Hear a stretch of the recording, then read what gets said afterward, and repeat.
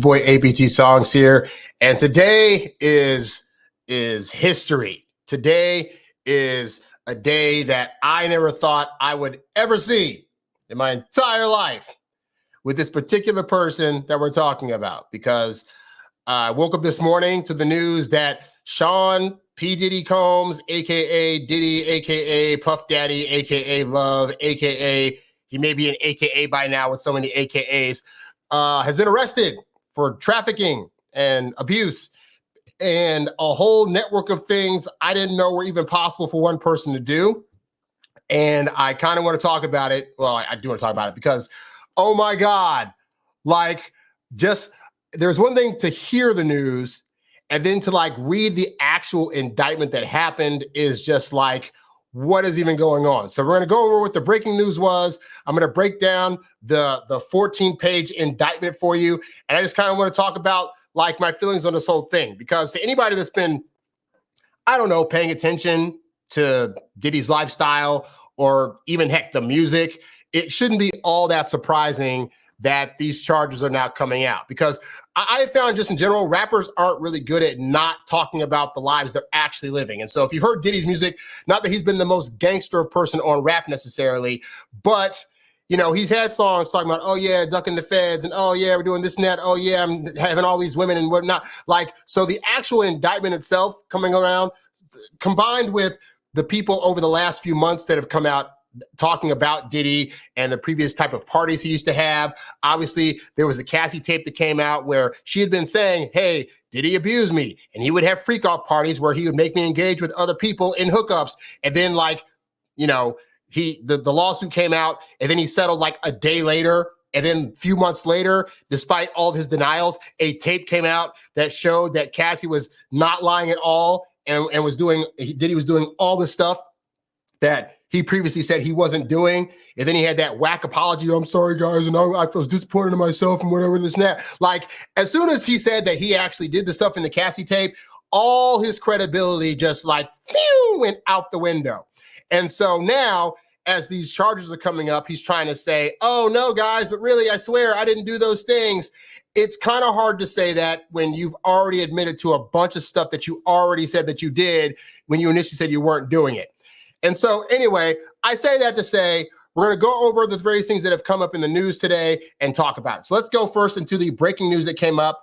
I'm going to share my screen here. So hold on a second. Bear with me here. All right, let's add this. Against Sean Diddy Combs has just been unsealed. The hip-hop mogul has been charged with racketeering, conspiracy, and sex trafficking by force, among a slew of other charges. Now, again, some of these things that are coming out, people might be like shocked, but again, the world at large should not be, because he's been being chased by these kind of allegations for years by exes of his, and just nobody did anything because he's Diddy. He's powerful. Why would we learn? How dare these other women come out? They're trying to ruin this man's reputation. But again, the Cassie thing proved that to be wrong. Diddy was arrested in a New York City hotel room last night. He's due in court at any moment. Now, the details in this indictment are disturbing. We've been reading and we're going to get to what some of those are in a second, because, man, this thing is a read-through. Like, this needs to be put on the bestsellers list for crime novels. Combing through the documents just moments before coming out here for the news at 10. And it's alleging that he abused and threatened and coerced women into... Oh, yeah, I have to say the word alleged. So he allegedly did this stuff because he hasn't been found guilty in a court of law yet. So from now, it's all alleged. Engaging in sexual activity as part of a criminal empire. Narcotics were involved, according to the indictment, and so much more. Diddy has been the subject of a federal investigation since his ex-girlfriend, singer Cassie Ventura, filed a lawsuit last year alleging years of abuse with a disturbing video seen around the world. Yeah. And, you know, it's funny. Eminem had an album come out this year where he has a few songs where he's talking about, he mentions Diddy in a few of the songs, and he mentions the Cassie thing, and he mentions like sex party things. And then he had a song where he mentioned about he's going to do something and have people up in arms like Diddy when he goes to blow up Kid Cudi's car. And so it's all hilarious on wax and stuff like that, right? But like these things actually happen. Like he wasn't making that up. The news wasn't making that up. When they asked Kid Cudi, hey, did Diddy try to blow up your car? He said, yeah, that happened. He blew up my car. Like, and again, these things were happening over years. And up to this point, Nothing happened. Now, this is, he got charged for racketeering, so that's part of a RICO case. Let me tell you, they don't just like pop up at your doorstep and say, hey, we're going to charge you with RICO stuff. They have done extensive investigation for the last, I want to say year, maybe 2 years about Diddy, but a lot of it started to really get the ball rolling with the Cassie thing, where again, she came out, said Diddy did these things, and then he said, oh, no, I didn't. But then like he settled the next day for $30 million.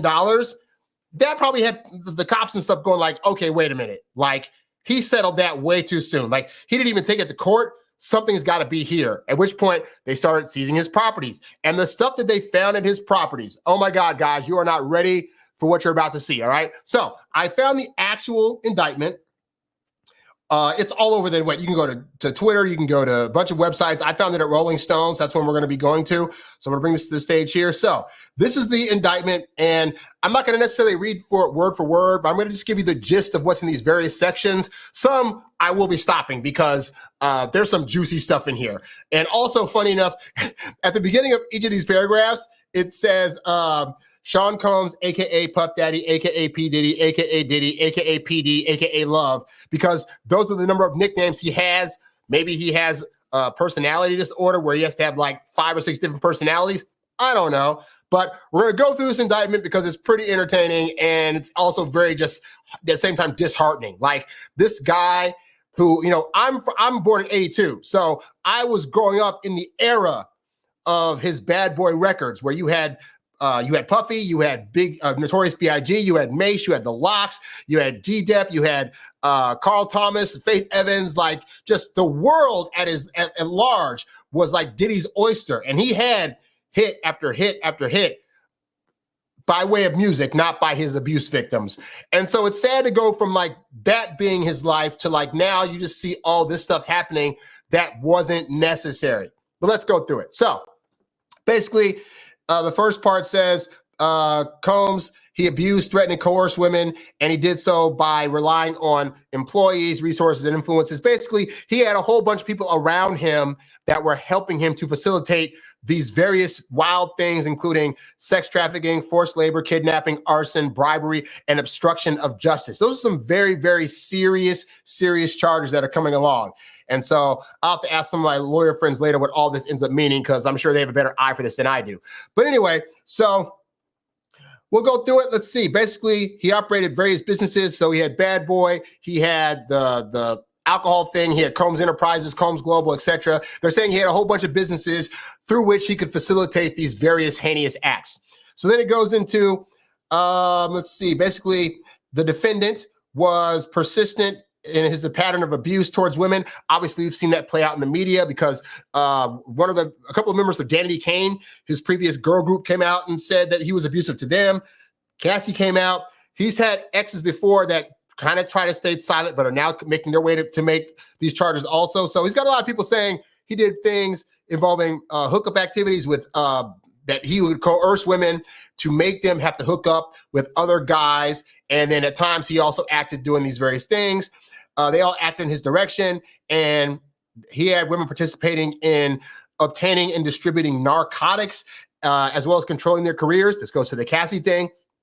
And then leveraging his financial support, basically saying, hey, I got all this money. If you don't do what I say, I'm going to cut you off. And he would get women to a point where they were solely relying on him for their livelihood. So to do that and then be like, but hey, if you don't like do this to this guy over here, then I'm going to cut you off. That's a very threatening position to put women in because they have nowhere else to go, you know? And this is the kind of actions whereby guys will like make women cut off their friends and family because they'll interfere with what Combs is trying to do. So then obviously goes into physical abuse on numerous occasions from at least or about 2009. And for continuing years, he abused women.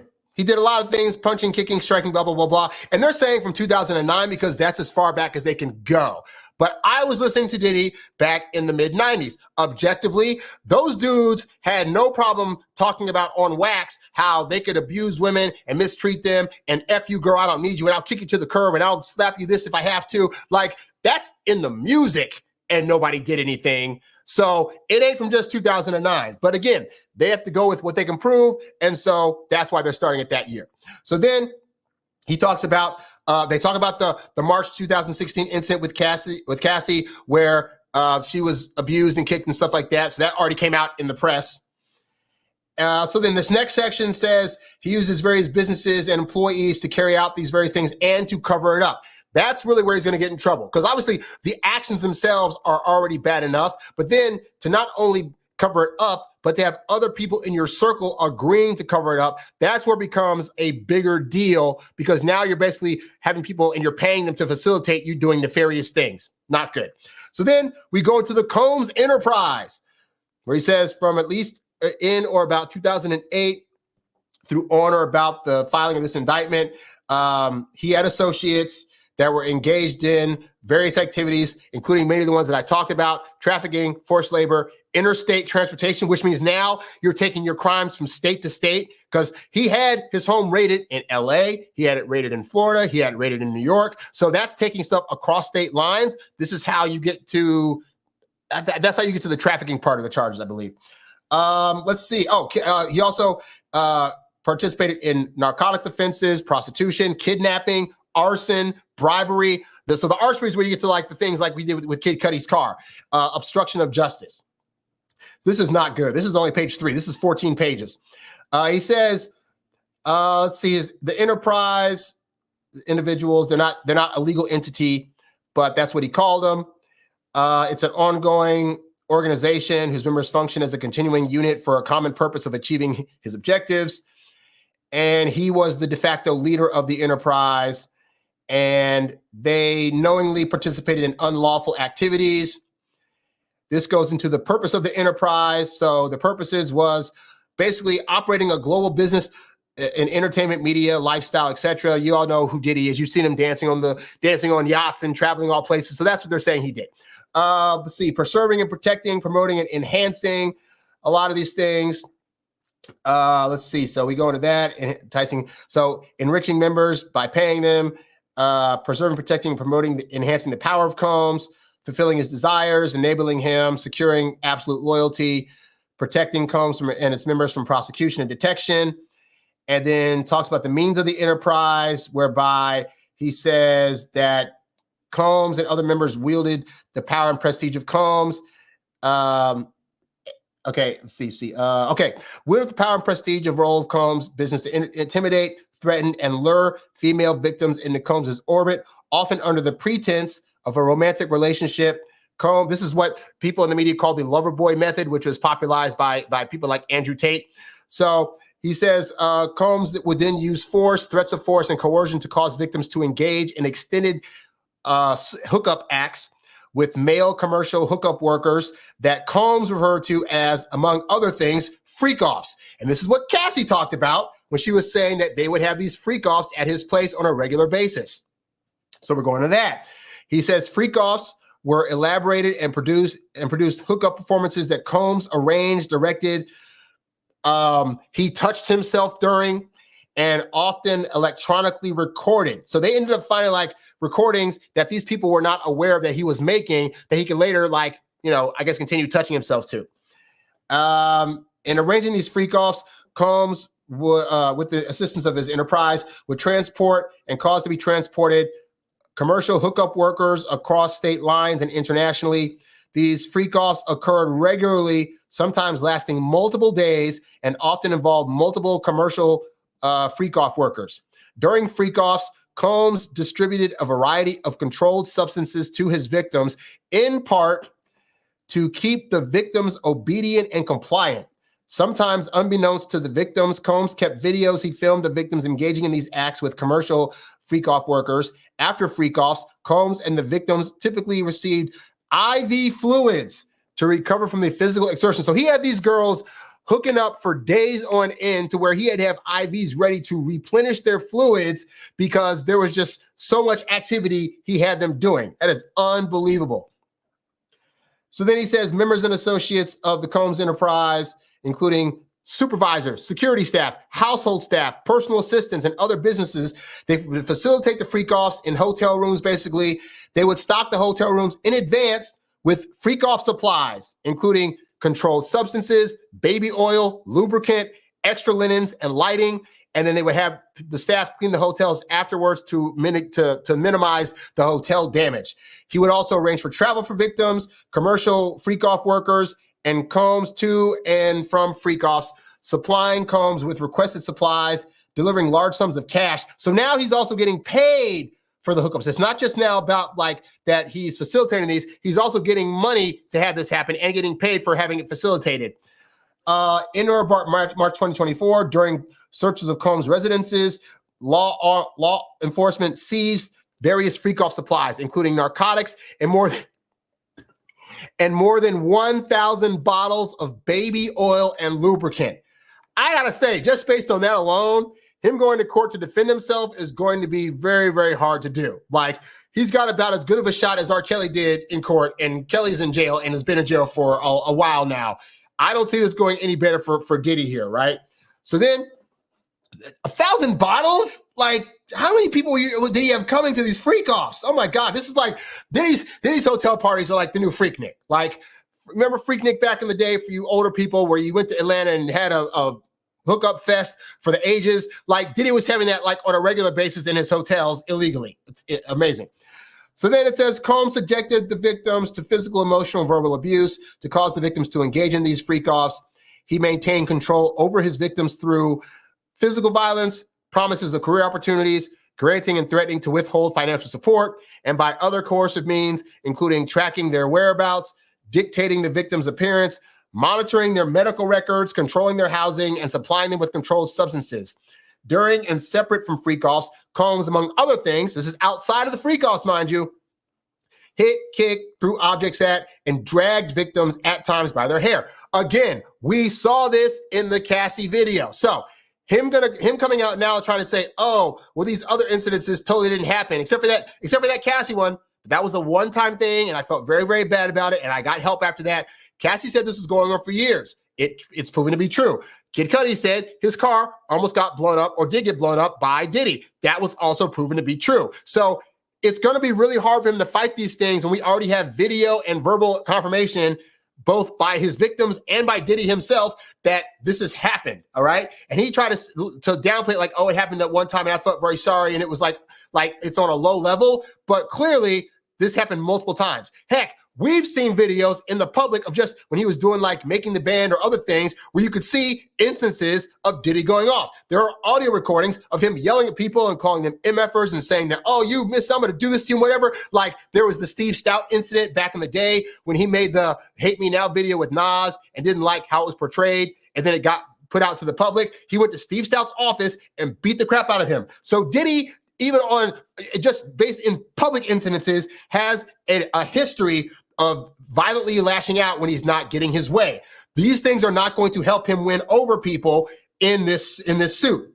And now again, we've seen people like this go scot-free. So it's not to say he can't be not found guilty. I'm just saying that if it is, people were clearly putting on blinders in that jury. Anyway, so he says, threaten their careers and livelihoods if they didn't participate, and the victims thought they couldn't refuse his demands without risking their financial or job security. We go into members and associates also times carried firearms and would brandish these firearms to intimidate and threaten others. And let's see, members and associates of the Combs enterprise enabled Combs' control over victims by following his direction regarding financial payments to victims. So basically, there'd be victims, they'd do stuff, and then they'd be like, oh, we're sorry for the turmoil you went through. Hey, here's some money, keep quiet.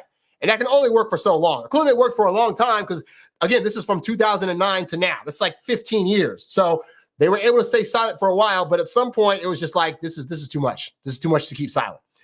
Let's see. Members and associates of the Combs enterprise at times witnessed Combs' violence towards the victims or the victims' injuries caused by Combs without intervening. So they were complicit in letting him do these things and not reporting it and not saying anything. Instead, they helped conceal the violence and abuse by, among other things, assisting Combs in monitoring and preventing victims from leaving the locations, such as hotels or Combs residences. This is how you get the kidnapping charge, because you're saying, hey, you can't leave, lock that door. As soon as you do that, that's kidnapping. And again, I'll have to talk to some of my other friends about that later. But yeah, it doesn't sound good. Like that's not a good thing for Diddy to have on his record.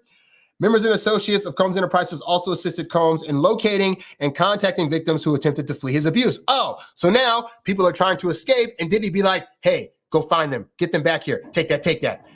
That's not going to be a good look. Let's see. When employees, witnesses to his abuse or others threatened Combs' authority and reputation, Combs and members and associates of the enterprise engaged in acts of violence, threats of financial and reputational harm, and verbal abuse. These acts of violence included kidnapping and arson. In addition, on multiple occasions, Combs threw both objects and people, as well as hit, dragged, choked, and shoved others. Again, going to be very hard to prove he didn't do that when it's on camera, and he's got a history of doing this now, you know? Jesus, we're only on page 8. When Combs' authority or reputation was threatened by the possibility of negative publicity or legal or law enforcement action against him, including in or about late 2023, following public allegations of Combs' crimes, Combs and members and associates of the enterprise pressured witnesses and victims, including through attempted bribery, to stay silent and not report what they experienced or knew about to law enforcement. We've already heard about some of the women that came forth and were like, yeah, Diddy tried to pay me off, or he paid me but made me sign an NDA. And I guess NDAs can't be legally pushed in cases of abuse, because it seems like all these abuse victims that signed NDAs are still managing to go to the cops and still have their cases heard. So I don't know legally what that entails, but it doesn't seem to be working. And not that I'm saying that these people should be not able to tell their story, because if they're legitimately getting abused, they should be coming forward. But the idea that they'll sign an NDA and then break it later and face no consequence, I don't know how all that works. But anyway, on phone calls, Combs and other members and associates of the enterprise, among other things, provided these victims and witnesses with a false narrative of events in an effort to conceal Combs' crimes. Combs caused these calls to be recorded on at least 2 occasions. Which means if they're saying that, then that means there's a likelihood that they have these recordings. They have these taped recordings of him talking on the phone, or recordings that he recorded of other people talking on the phone, in addition to the videotapes he has of other people engaging in these various freak-off acts.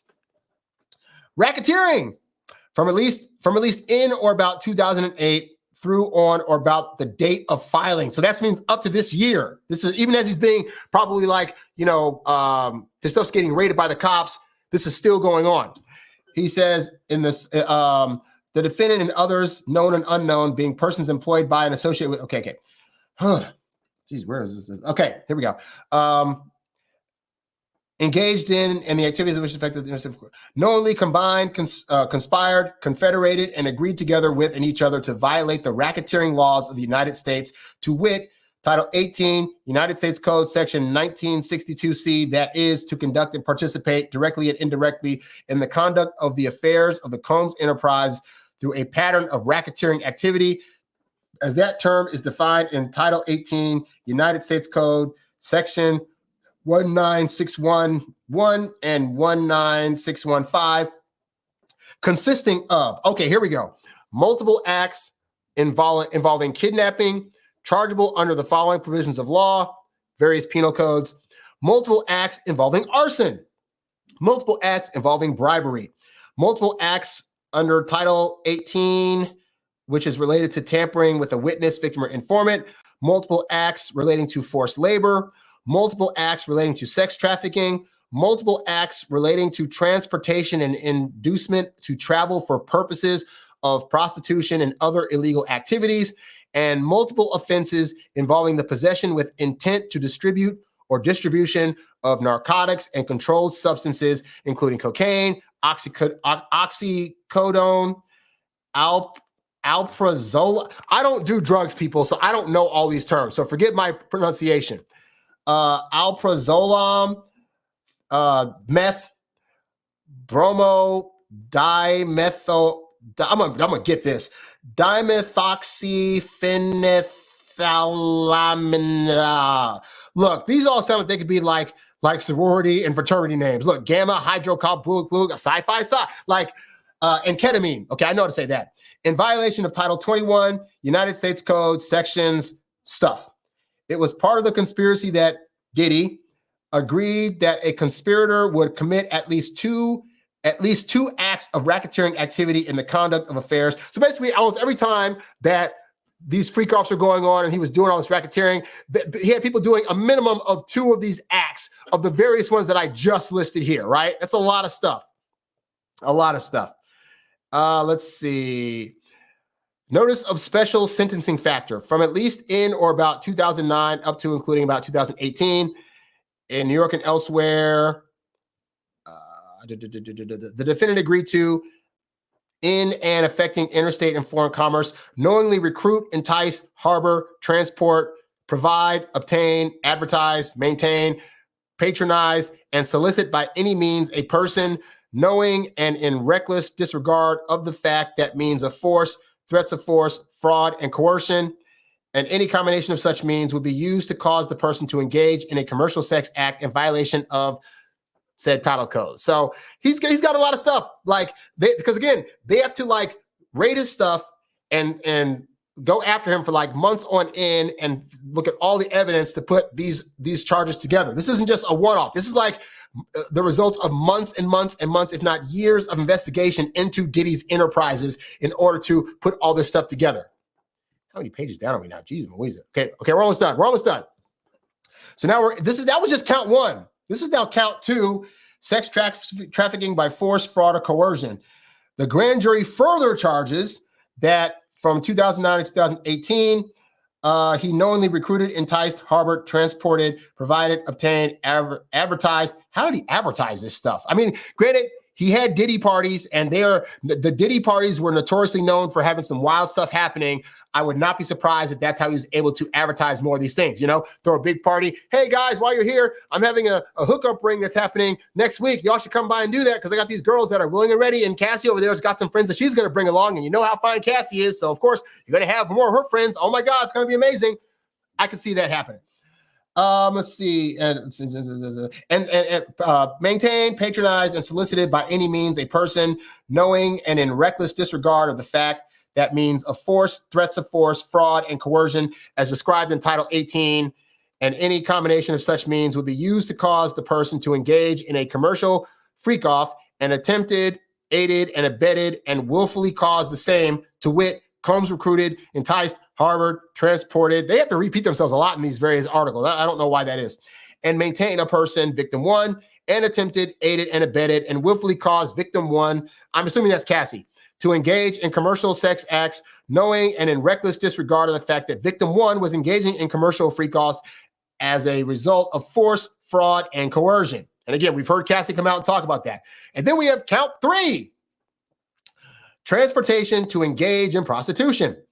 So they basically say that he engaged in prostitution and attempted, aided, abetted, and willfully caused the same, to wit, Combs transported, aided, and abetted, and willfully caused the transportation of female victims and commercial freak-off workers in interstate and foreign commerce on multiple occasions with the intent that they engage in prostitution.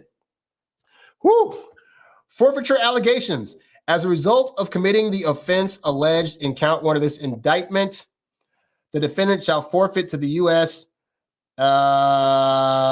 Any and all interest in, securities of, claims against, and property of contractual rights of any kind affording a source of influence over the enterprise named and described herein, which the defendant established, operated, controlled, conducted, and participated in the conduct of in violation of Title 18, blah, blah, blah, and any and all property constituting and derived from basically anything that he owned or was using that helped him to facilitate this, he's got to give it up. He can't have it anymore. I assume this also means any kind of monies as well as any particular passports he may have.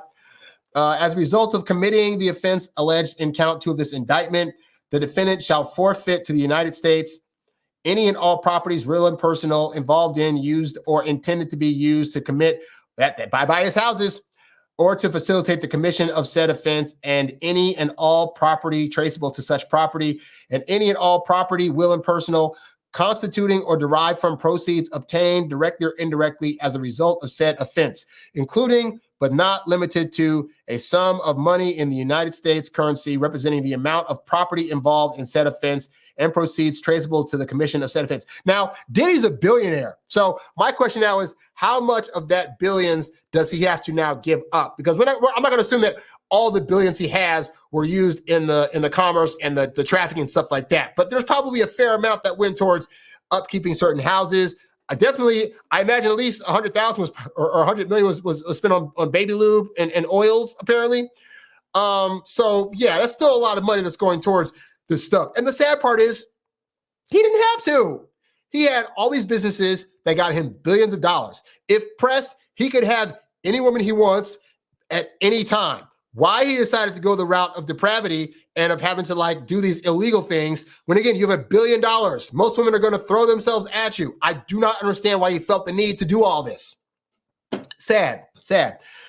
Anyway, he says, as a result of committing the offense in the offense is alleged, so it's still alleged in the count 3 of this indictment, which count 3, I believe, was what was count 3? Oh, transportation to engage in. Okay. Also forfeiting properties that were used to facilitate that as well as any monies that he may have made off of that. And then it says substitute assets provision. If any of the above described forfeitable property as a result of any act or omission of the defendant, either if they can't be found, has been transferred, placed beyond jurisdiction, blah, blah, blah, it is the intent of the U.S. To seek forfeiture of any property the defendant up to the value of the above for forfeitable properties. And then it says a bunch of stuff. So that is the indictment, people. That is the indictment of Sean Combs. And let me just say, it's disheartening. You know, I grew up back in the day when Diddy was putting out a lot of stuff, and I was a fan because for me, Diddy was the underdog in the rap game. Like, people knew he could be a good producer, but he had Notorious B.I.G., which was already suspect about if Diddy was involved in both Tupac and Biggie's unaliving. But that's a whole different story for a different day. But, you know, he was the underdog. He didn't rap the best. People knew he had ghostwriters, and yet he still put out some bangers. Like, it's hard. It's very hard to underscore just how impactful Diddy's presence in the industry is. Some of your favorites for today, your Mary J. Blige's, your Jodeci's, your Faith Evans's, even people like MJ Kelly still on his payroll, Young Jock, G-Deb, Black Rob, like all these people that had a major influence, Diddy had a hand in. Diddy produced some of your favorite people. You know, he produced Mariah Carey, quite a few songs with her. He's produced so many people over the years and has like facilitated things. He's helped people get careers. And it's hard to see a person that was doing real good and actually helping people out also have a dark side where they were doing all these things that were causing negative influences and causing abuse to happen and causing like sexual abuse and things that changes people's lives forever. You like throwing money at things and tell people to do certain stuff and threatening their livelihood. Like, that is detrimental. It is harmful. It is dangerous. Not to mention like the arson stuff, blowing up people's cars, threatening physical violence, intimidation. Like, these are the things, but on the front, you know, Diddy's like, yeah, that's right. So the way he presented himself, you would think he's just a cool cat that's just thankful to be in the rap game and just try to have a party and have a good time. And apparently the kinds of parties he was actually throwing behind the scenes were ones that were really not that great and were actually illegal. And it sucks because it's like, you know, I have been listening to Diddy since like 96. So 20, that's almost like 20 some years. Like, so I'm old, people. It's a lot of years, but suffice to say, it's like, yeah, I have songs of his that I still like. Your Benjamins, he had an album come out. He had an album come out last year where he called himself Love, which is ironic now given all the unlove he was showing. But like, even his album that he put out last year, like I listened to it, it was like not as good as his previous stuff, but he had some bangers on there. So he could still be just creating and still just running his businesses and selling his alcohol, and all the stuff he was doing combined could get him women, could allow him to do these various things. And instead he was like, nope, you know what?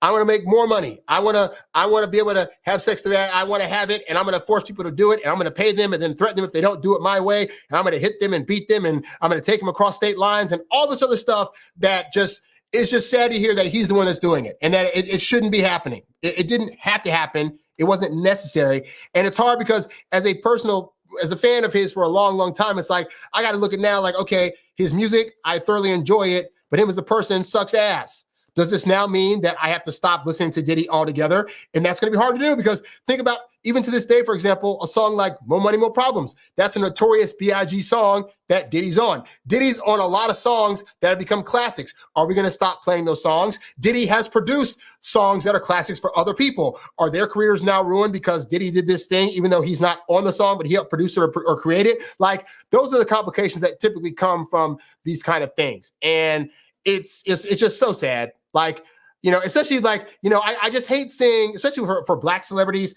I hate seeing the Black celebrities that we, you know, uplifted in our communities taking these huge downfalls of their own accord. Your Cosbys, your R. Kellys, and now your Diddys, amongst many others. Like, it's just sad. You know, we do the best to try to say, you know, Black people can also have the American dream and put out for themselves. And then they're going to have some to turn around and do this stuff that kind of like makes other people think like, see, we knew they were like that the whole time. And that's maybe more of a personal thing, but I just hate to see it, you know? So that's all I really had to say about all this stuff. Like, it was just, I mean, the charges were coming, so it wasn't completely shocking this morning when I saw it. But the fact that it still happened, it's just sad. It's just really, really sad. And, you know, I feel also sorry for his family because he's got sons, he's got daughters. He's got daughters that have to see their dad treating women badly and sex trafficking them and abusing them on camera. Like, I don't know how they're going to be able to facilitate that in their heads between having a dad that cares for them and then having a dad that's going out and doing these awful, awful things. You know, that can be a hard thing for people to have to come to grips with, because I know the world at large, because he was a worldwide figure, mind you. This is going to be worldwide news. This isn't just like, oh, your local rapper got into some trouble and now he's in jail for a little bit. It's like, no. World-renowned, world-touring musician, world-producing, world-influencing rapper, alcohol maker, club facilitator, Diddy is now in jail for doing these heinous things around the world at large. It's not a good look, and it's not good for the culture. So that's how I personally feel about it. But hey, let me know your guys' thoughts in the comments below. I'd love to hear what you have to say about the stuff that's happening with Diddy. Yeah, that's all I got. So I'm APT Songs, and I'll catch you guys on the next one. Be sure to subscribe to my channel. I guess like this video or watch another video and like that one. Like something, you know? I'll catch y'all later.